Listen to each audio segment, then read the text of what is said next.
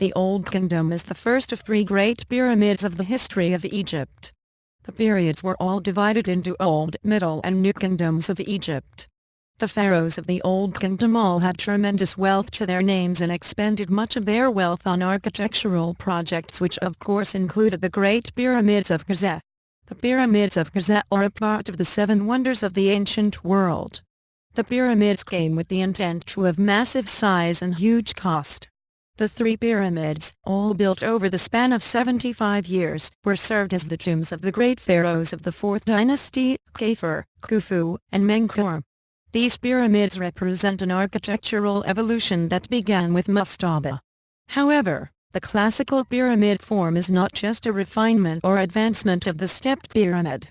This new tomb-shaped probably reflects and shows the influence of Heliopolis, whose emblem was a pyramidal stone, the benben.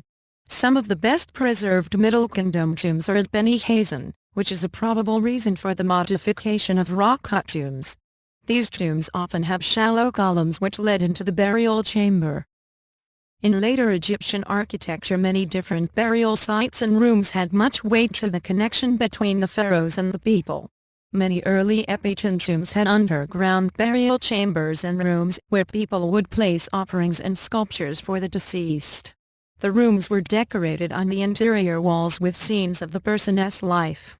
These standard structures were called mastaba, or bench in Arabic. They were composed of a large rhombus-like brick or stone structure. This structure was built on top of the burial chambers. These structures consisted of 5 rooms. The actual architecture of the whole structure was much larger than the actual rooms and burial chambers. There was a chapel in a part of the structure. In this chapel there was also a false door to the burial chamber. These false doors were created to keep away intruders who looked to raid these mastabas. Also, these burials sometimes housed family burials with multiple people in them.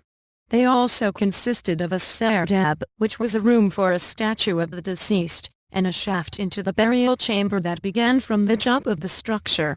The pharaohs collected great wealth and spent it on many different architectural projects that we still are amazed by today, like the Great Pyramids of Giza, one of the 7 wonders of the world.